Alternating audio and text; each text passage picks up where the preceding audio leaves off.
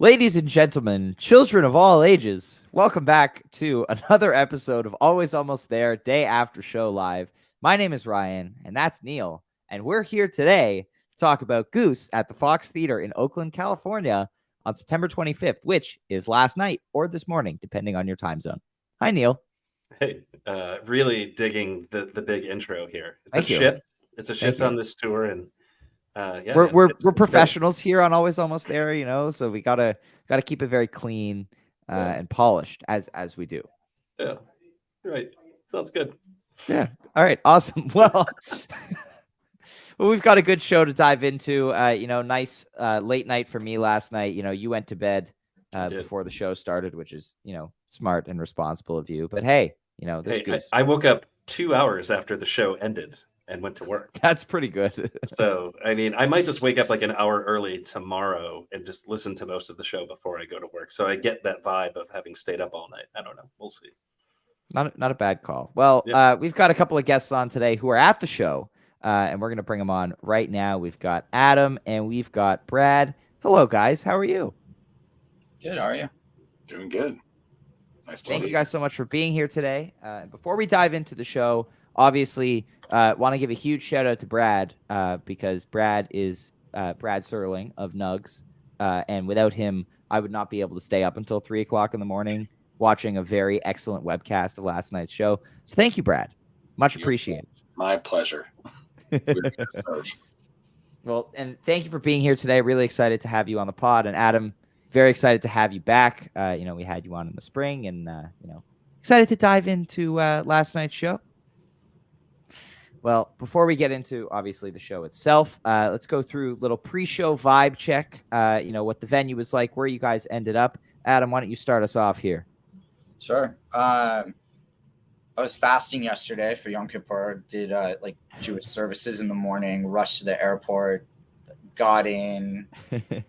Snuck some drinks in on an empty stomach. Got a discounted VIP ticket, and because we had balcony seats, but wanted to be on like a drink rail. Smart. Was able to pull that off. Got stuck with balcony tickets that I couldn't even give away, unfortunately. But had a really good spot, posted up, right at eye level with the band on like a second tier drink rail, which is like just a perfect spot for me. Mm-hmm. Energy was good. Everyone was happy. Met some people in person that I got to know online, Sean and Brad Solari, John Mayer, a couple other folks. And so really cool spot, good time pre-show. John Mayer was there? Yeah, John Mayer with an H. Good friend of the pod. Because I was just with him over the weekend. Oh, coincidence. He was at Goose. Adam, did you end up breaking your fast at the show? Well, I wound up drinking before the show. Does that count? Technically, I meant in terms of food. I did. I got a little food. We stopped at a cool restaurant a couple blocks away on the way in. All right. Good. Just wanted to make sure, Yeah. it wasn't just a beverage breaking up the fast. No. Anyway, Brad, you also had, a travel day from Southern California getting up to the show yesterday. But how did that go for you in getting there? Yeah, I mean, getting there was fine. Slight delay getting out of LAX. I was down at the Clapton Crossroads Festival for the weekend. So I did make it in. Plenty of time to the show. Came home. Went over to Oakland, met up with some friends. Actually, it was pretty cool. Friends of mine had an apartment in one of those really tall apartment buildings right across from the Fox. So tremendous views of the city. You could see San Francisco and the Bay and beautiful sunset. Saw all the people lining up outside the Fox, which was making everyone in our group a little nervous of having to get online. But, that was people trying to get in early for that VIP entrance. So, yeah, we had a good little kind of break the fast thing as well with some drinks pre-show, which was nice. And always a good way to break the fast. Well, and pizza, pepperoni pizza. I mean, what better way? Perfect. Exactly. Then walked in. I came in through the stage door, but I didn't just kind of beelined out to see my friends. Didn't linger. I didn't go down to the dressing rooms or anything. It just I don't like to get in their face before the show. So it was smart. And I wanted to catch up with my friends that were holding spots up in the. I ended up watching in front of the soundboard, that little area there where that rail is. pop back into that friends and family area a little bit, but it's, it doesn't sound great under there. It's a good spot to hang, but it sounds better when you get closer to that rail that's right under the balcony. That's my preferred Fox spot. Awesome. Whereas that front floor, a little too jammed up for me. So right. It looked like a really cool venue. Pretty big interior. We saw that with the Milwaukee venue last weekend, which I think is bigger than the Fox. But I like these venues where I think the balcony's a little bit further back, and so especially on the webcast when you get the shots from like behind Rick, you can really see.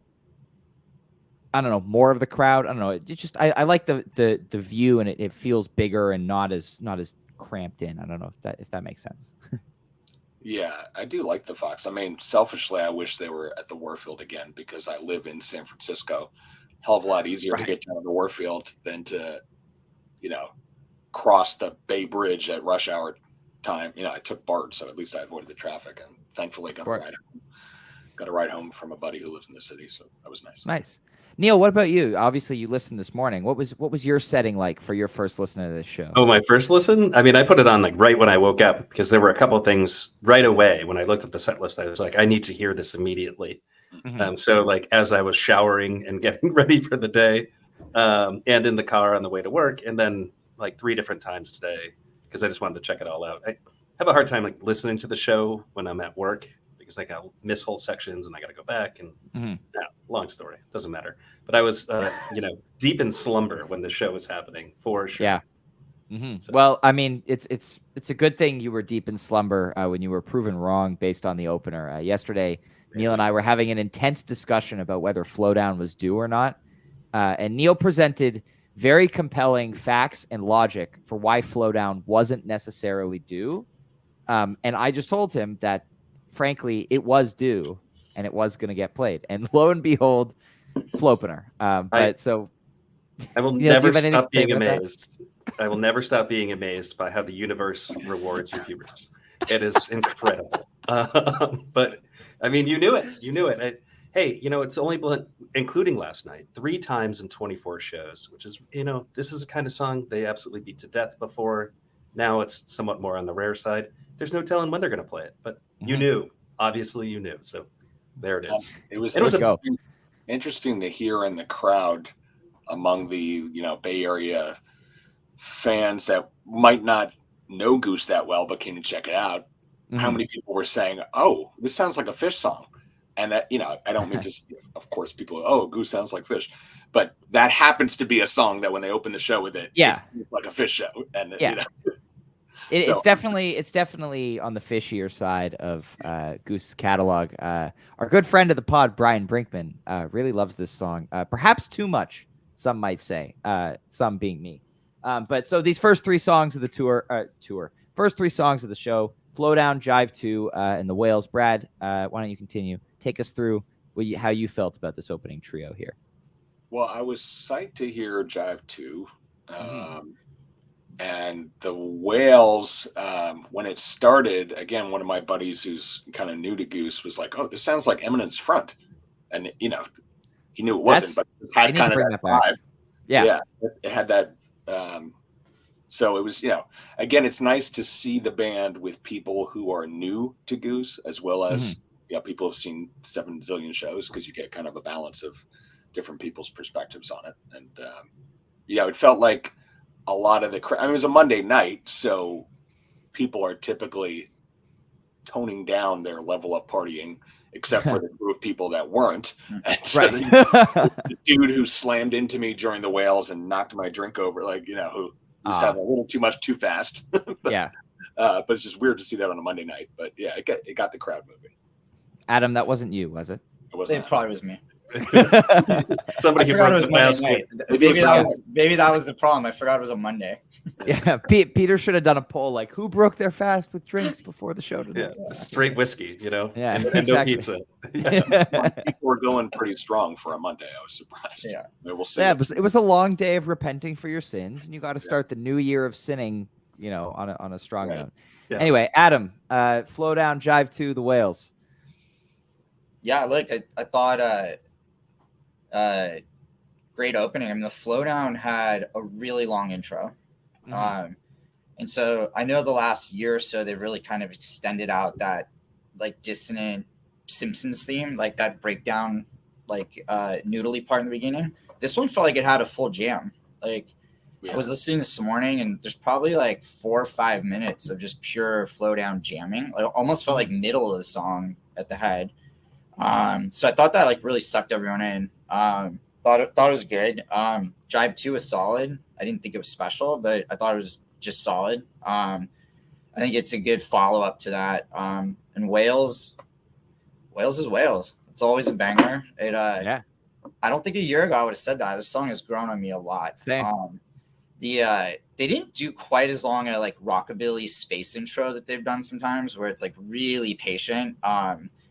I was thinking maybe San Diego. I was trying to think which one it was, but there was a really, really long section. I think he was having some tech problems on that one too, but it gave him a long period to kind of stretch out. I thought that's a really cool way to suck people in. But I thought it was really good. I have now seen Wales at a third of my shows, which has got to be it's still no Wisteria. It's like I've seen a disproportionate amount of Wales and Western Suns, but that was great.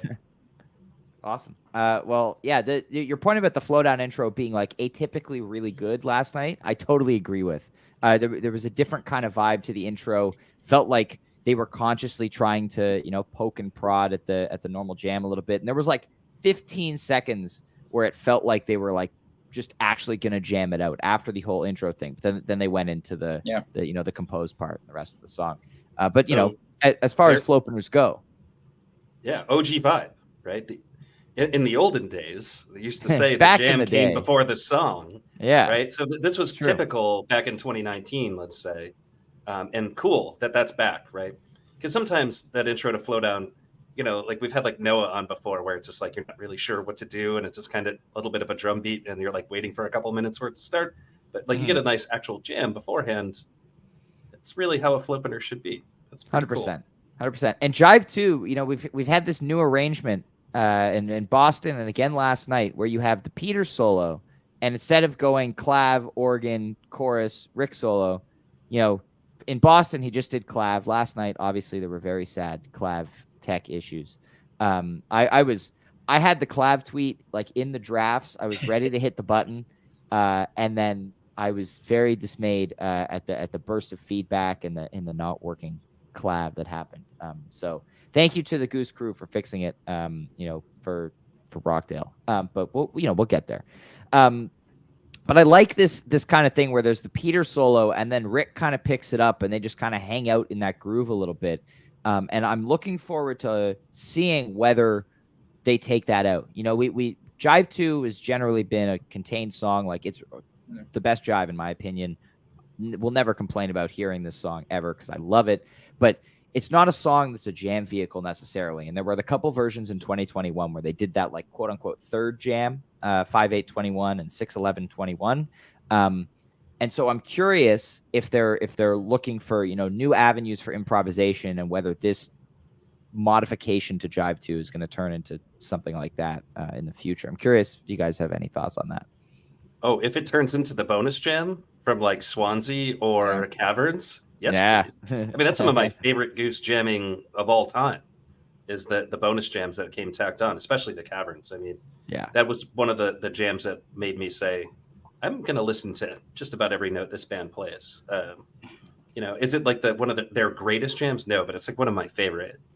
So really, really, I mean, tinker with Jive 2, sure. Jive Lee is still the best Jive, but tinker with Jive 2 as much as you want. Mm-hmm. So definitely. That's my thinking on it. Yeah, I think I like these songs where they come back to the head vocally. I think it gives them a place to land.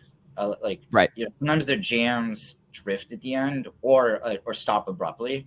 I feel like Rockdale, Jive 2, if I got it right, but like they need to get back to it, and I feel like that makes the jamming more interesting. Like that they need a beginning, middle, and end, and they kind of have to get there. So I thought, I thought it was good. I didn't think about the new arrangement until you just said it. Yeah, but, it was real good. And then the Whales. We had a nice little bit of Rick and Peter guitar interplay before they got into the song, but solid first set banger, as you said. Let's get into the second half of this first set here. We've got No Rain, Lead the Way, Tumble. Probably my jamming highlight of the night here in the last 5 minutes of this No Rain. But I want to hear your thoughts on this one first, Adam. Take us through No Rain, Lead the Way, Tumble. No Rain was great. I love this cover. Yes.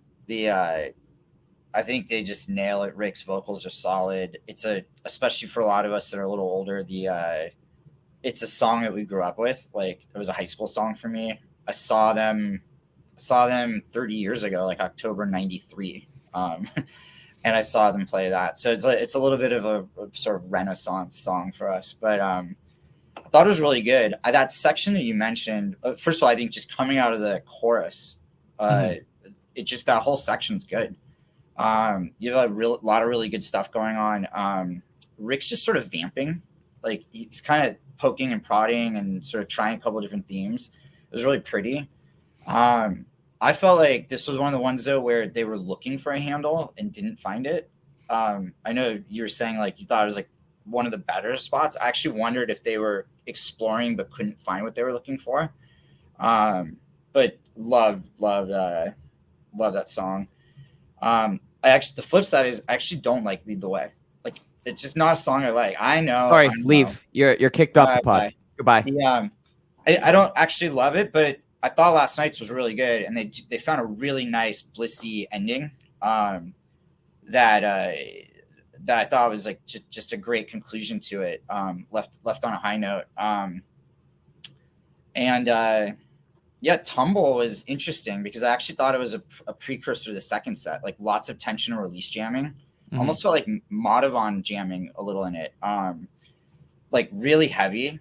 But I really like those kind of tumbles, the like section A, section B stuff. So it was a good set closer.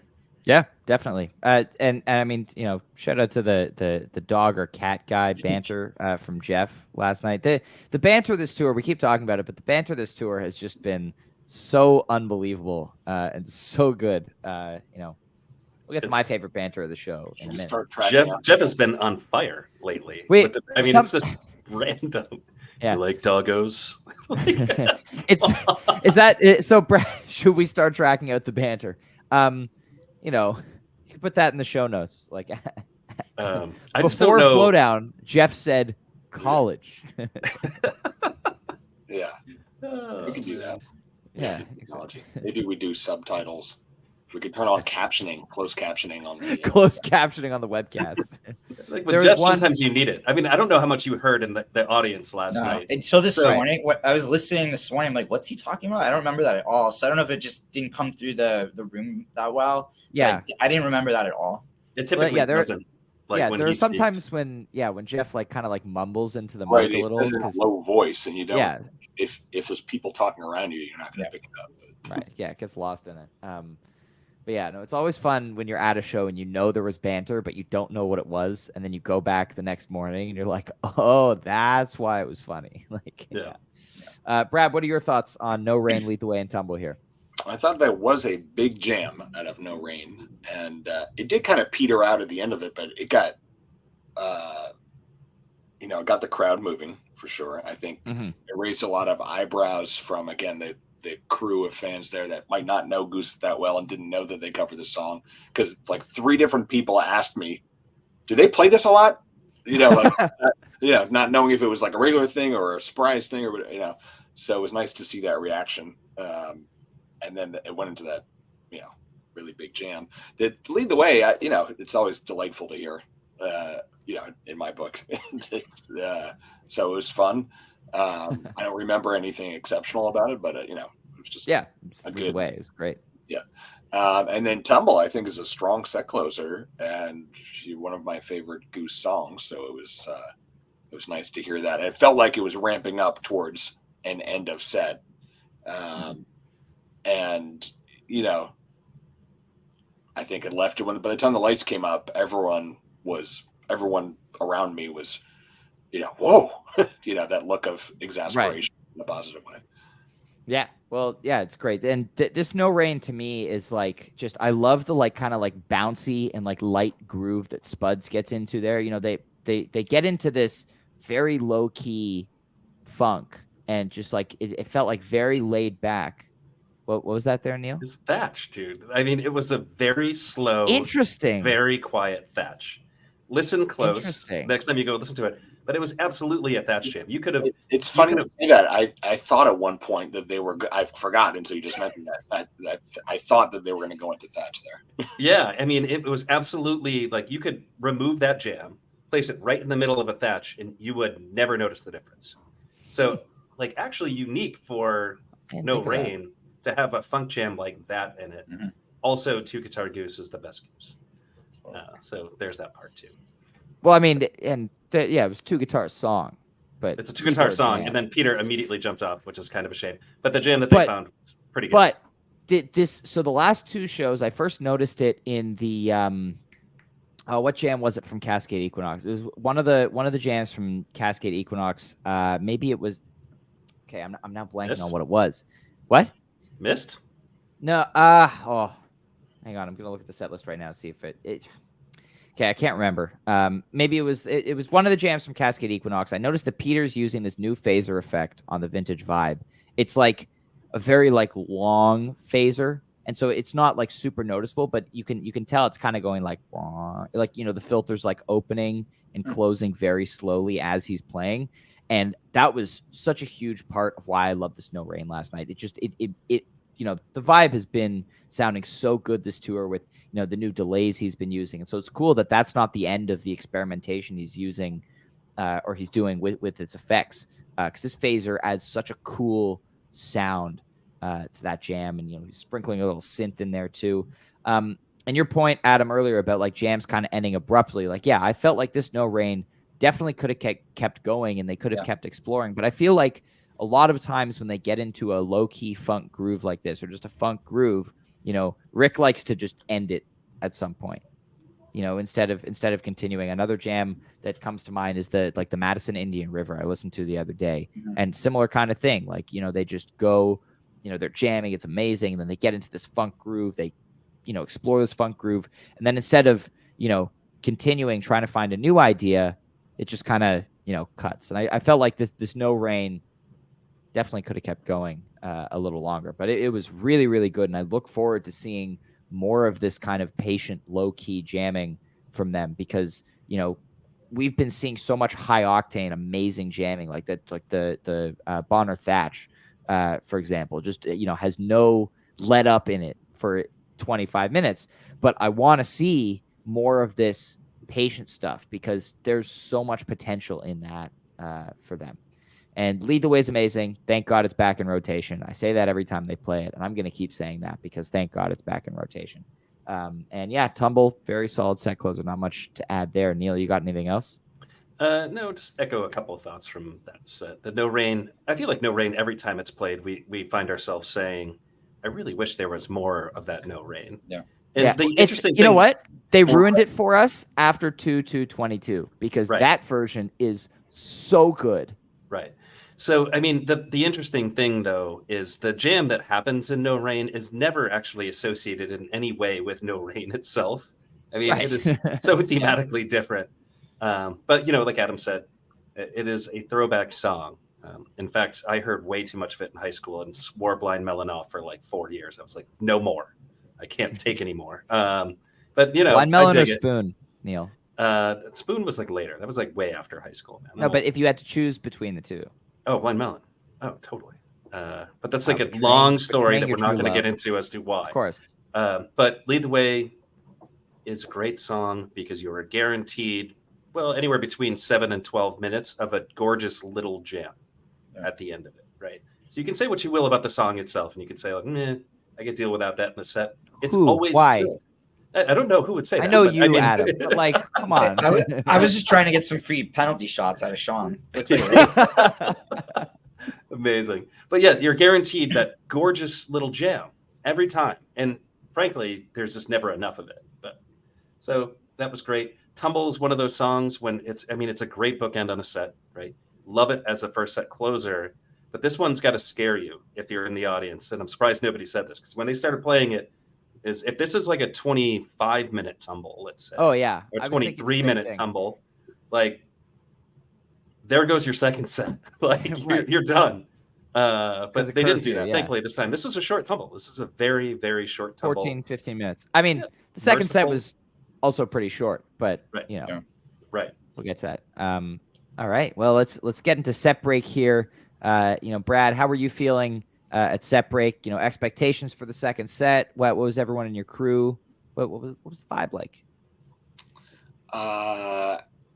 Well, everyone was really pleased. I remember that. There was little complaining, but not a lot of complaining, I should say, which is good. You know, people Yes. like to say, "Oh, well, they really," or I was hoping they were gonna. I didn't get that. People were just happy with what they heard, which was nice.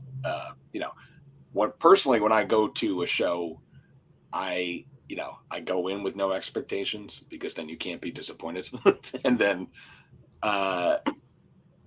I'm happy that they're playing and doing this every night, and happy that we get to share it with so many people through the live stream. So, Mhm. I don't really have an opinion one way or another of, oh, they should have played this or should have played that. They can play whatever the hell they want to play. So, but I was with a crew of people that loves to go through every single song that they did, but there was very little complaints about the first set, which was nice.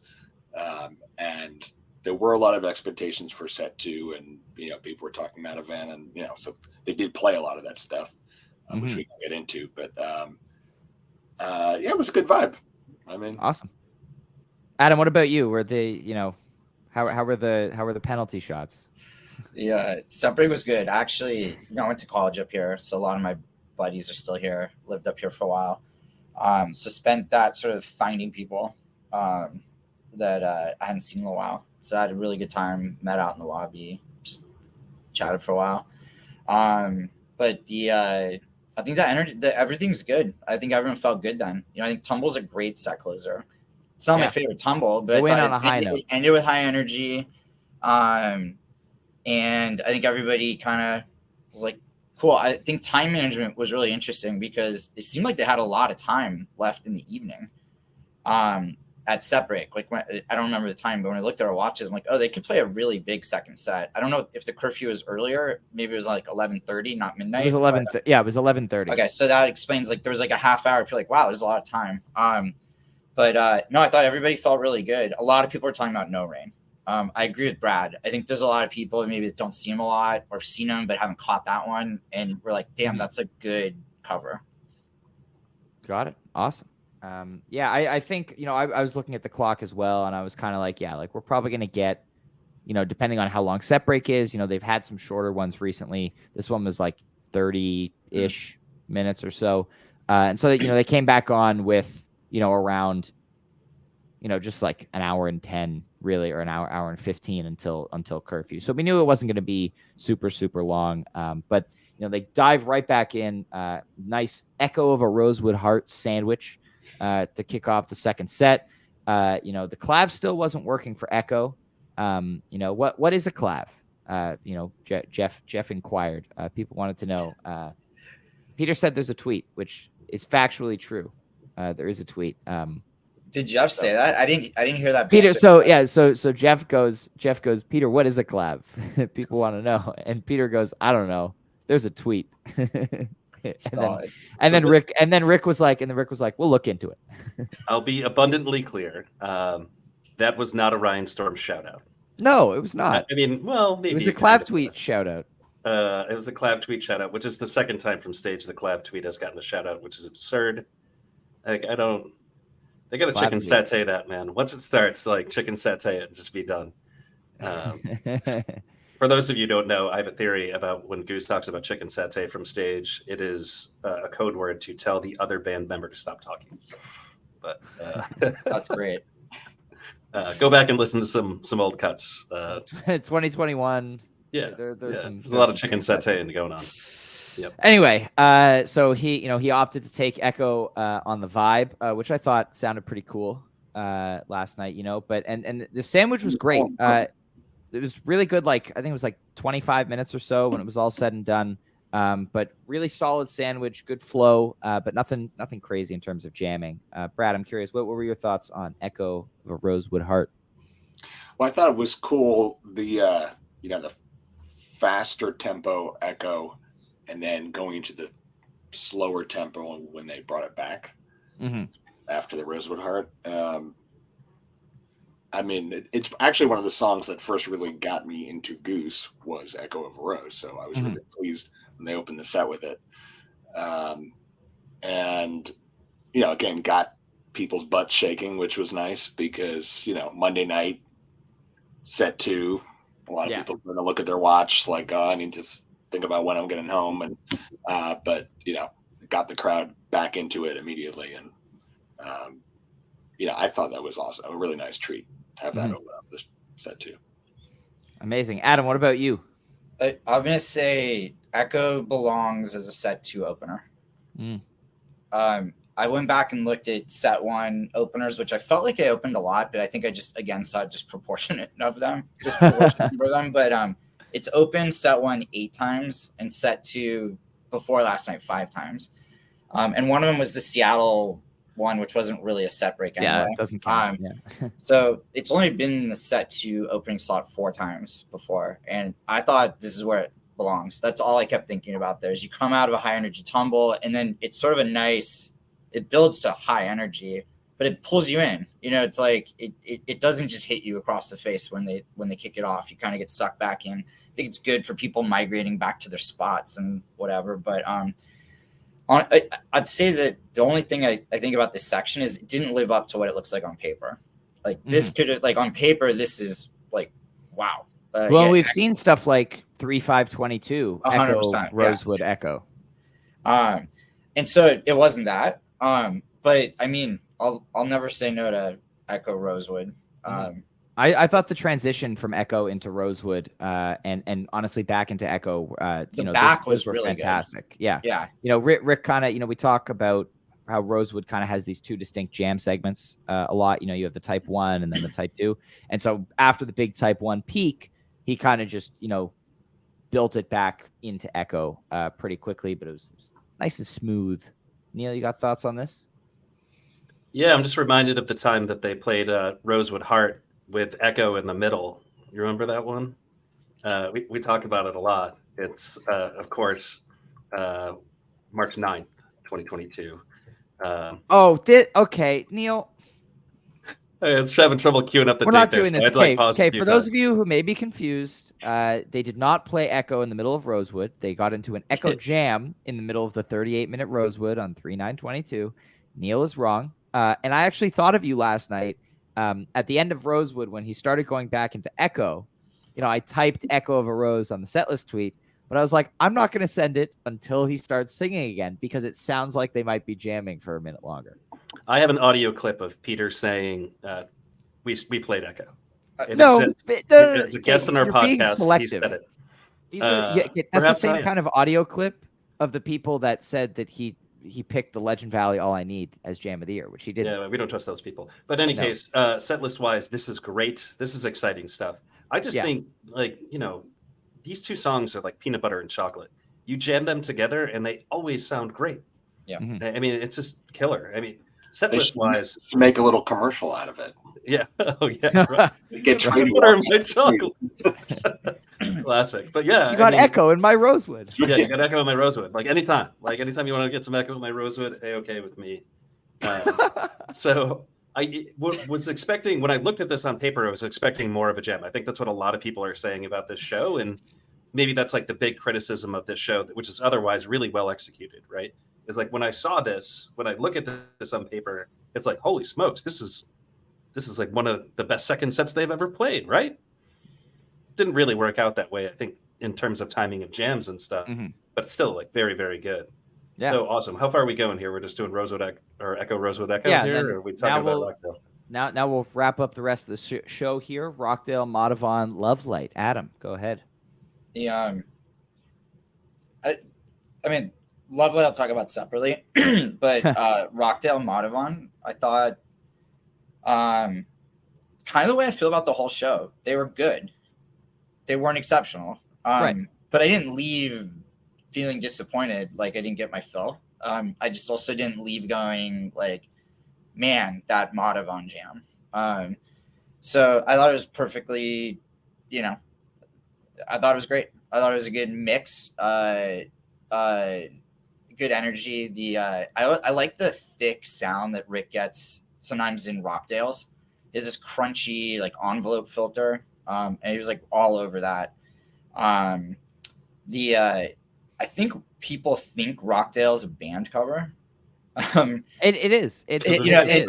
Right. And there's a lot of people there that had never seen Goose. There was a crew bias, and they were asking what they were covering. Because I think you just have a feeling it's a cover. It sounds like, it's if Goose wrote a band song. 100%. You know, like and that's why their band covers are so good. Like Walcott, Look Out Cleveland. Like it's just because it just fits their sound so well. Yeah. I just love when they come back to the vocal conclusion on Rockdale. It's great for the crowd. Mm-hmm. I can't wait until somebody gets AI of the band playing Rockdale. That'll be something. Actually, we were public beta of that last night. That's what that was. Yeah. And then you got thoughts on the Madhavan too? Adam? Not a lot. I mean, it's kind of same theme. I mean, it was. I think Rick's guitar sounded really good. Maybe we haven't talked about that much, but I think that it felt bright without being nasally. And I think I noticed it there. I thought it was good. I actually didn't realize the clav wasn't working until you said that. Well, I mean, it was back at the beginning of Rockdale, which is good. I was like, I thought of it during Rockdale, but I didn't realize its absence in the other parts. What I did notice was absent was the vintage vibes. I feel like we didn't get a lot this show. Interesting. I thought there was a couple sections for sure, but I felt like and maybe it's the sound in the room. Maybe it's not as clear as on the broadcast, but I feel like that's been the VIP of the tour. MVP, 100%. The vintage vibes now. And I was waiting for a spacier section where I could really kind of take off with them. Didn't get that, but maybe tonight. Anyway, that's a safe bet. Yeah, when Rick started playing Rockdale, I kind of like panicked. I was like, oh God, like they can't do Rockdale without the clav. Like it better be working. And then it worked. Brad, what are your thoughts on Rockdale and Madhavan here? Well, Rockdale, I first really got into from the Arabelo versions of it. That's when I really appreciated the lyrics of the song. And I don't think I ever really, it was a song I liked hearing Goose play, but never really listened to the storyline until I heard the pared down Arabelo versions. So now when I hear it with the full band, I'm just always delighted to hear, where could this go? And, thinking of the story of the song and then where the jam could go. I agree it didn't take off into anything huge, but I thought it was perfectly placed in the context of last night's set. And like Adam was saying, there were a lot of people around who were not regular Goose show attendees. So, it's interesting to see their reactions on, and it got everyone paying attention, after some jams that maybe were a little spacier, Rockdale kind of brought it back into focus. And then going into the Madhavan, it wasn't like, was that the Warfield? Yeah, the Warfield. There was this monster. Big Madhavan. Yeah, in the encore. Yeah, this did not come. It wasn't. So I'm thinking for the San Francisco fans who only see Goose when they're coming through town, it was a very different experience. I mean, still like 20 minutes long, but not like, not like that encore from the Warfield, which just melted faces left and right. So, yeah. But I fully enjoyed it. I wasn't disappointed. It just didn't have that steamroller effect that 100%. That Warfield one at the end of that show, I was tired. I was fading a little bit, and that jam revived me a little bit. But yeah, last night's Madhavan was really cool. There was really, really cool few minutes at the beginning of the jam, and that tends to be right now where Madhavan kind of hits that sweet spot of improv. They get into some darker, spacey stuff before coming back out into the more normal Madhavan, upbeat rock and jams. But last night's was really, really cool. This was a Trevor bass jam, if I've ever heard a Trevor bass jam. Just unbelievable, depth and exploration of this theme for a few minutes. And I wish they had stuck with it for longer. What'd you say? There were some bombs you could feel in the room, I mean, that's the interesting thing about the live show. You get those really body shaking bass bombs, which come from a couple different places, right? I wonder, is it Jeff triggering something, or is I don't think Jeff is doing them as much anymore. I think that was in the spring they were in every single song. And he's dialed it back a little bit. He knows that it was like it was a shtick in the spring, and now it needs to be used sparingly. I'm a big fan of them. I think when they're well placed, it's like hit it with he usually does like the apex of it coming off of apex, and like it actually works really well. Yeah. Maybe last night's were Trevor though, because they were long. It wasn't. Yeah. It was definitely like Trevor last ones. They kind of stretched for a second and a half, 2 seconds. Like, they felt long. Yeah. Sometimes they get right on top of each other with them too, and then you just get like extra effect. But they're definitely both doing it. I noticed that in Boston, there was a fair amount of that. So. Yeah, that's the one thing I wish we could replicate on the live stream is that like feel it in your chest. Yeah, I mean, I guess it depends on your system at home, but even exactly, I feel like it does when the entire Fox theater is shaking. So what you're saying is that future Nugs subscriptions, people can upgrade to a tier where you send them a full surround sound system and subwoofer and perfect. Coming to a Nugs subscription near you very soon. Mine's on the floor behind me, needs to be repaired. So maybe maybe we'll just ship that out and perfect. And then for the encore, we get when they look at the clock, they've got 7 minutes left. They're looking for a quick tune to pop out. It's always Love Light. And it's fun, nice little back and forth guitar. Nothing crazy, just good time. And I'm assuming the people that didn't know Goose as well were excited to hear this cover. Yeah, I think more familiar. Like and you wonder, is it a nod to the the older Deadheads in the crowd or something, or was that part of the thing of why they chose that? I'm gonna say it's not. Yeah, and it was that it's a quick song. It fits the time, but it's like when I remember them playing Me and My Uncle in Mexico that first time they were playing with right. Which, works because it's Mexico, but also a nod to the Deadheads. Yes, in the crowd. That's a song they haven't played in a while. Yeah, I actually thought we would get that last night. I wasn't disappointed or anything, but when they played Love Light, I was like, oh, that could have been a Me and My Uncle in that spot. Yeah, man. When was the last Me and My Uncle? That was a long time. I want to look at that. I'm always a conspiracy theorist. I think that they always all bands think about stuff like that. Bay Area. Yeah, for sure. Like, I think those things are thoughtful. Was it on the set list? Do we know? Love Light was not. Yeah. They cut Slow Ready from the end of set 2, and the encore was supposed to be White Lights. So different light. Yeah. I actually think the Love Light worked better than White Lights would. I mean, sure, they could have gone into a band, but they had a curfew. So. All I kept thinking was it wasn't hot tea. Yeah. It was like, that's usually what I get in California when they only have 5 minutes left. You get a hot tea. Hey, Southern California is getting a hot tea later this week. Definitely. That's not about it. You're good. You're good tonight. The last Me and My Uncle was 127.22 in San Diego. That is crazy. Huh. They should play that again. Their cover of it is so good. My thoughts on Love Light. Yeah. Rick is one of my favorite jam band singers ever. I think my number one favorite jam band singer, as the light completely covers my office. My number one favorite jam band singer ever is Pigpen. So this is the one where Goose loses. They cover a song, and I think, Rick can sing a song as well as anybody out there, and it's just man, I don't like Love Light. I don't know, I don't love it, but I mean, it is what it is. It's because Spuds didn't sing the harmonies with them last night. That's why it wasn't as good. Yeah, you need that. Yeah. It's part of a Goose Love Light. Anyway, thank you guys, Brad and Adam, for joining us for today's day after show. Hope you both have a blast at the show tonight. I need to go back tonight. You don't need to. I assume that you are. My wife and my daughter asked me, "Why do you need to go back again tonight? You just saw us." Was your response, "Do you know what I do for a living?" I was like, "Yeah, do you understand how this mortgage is getting paid?"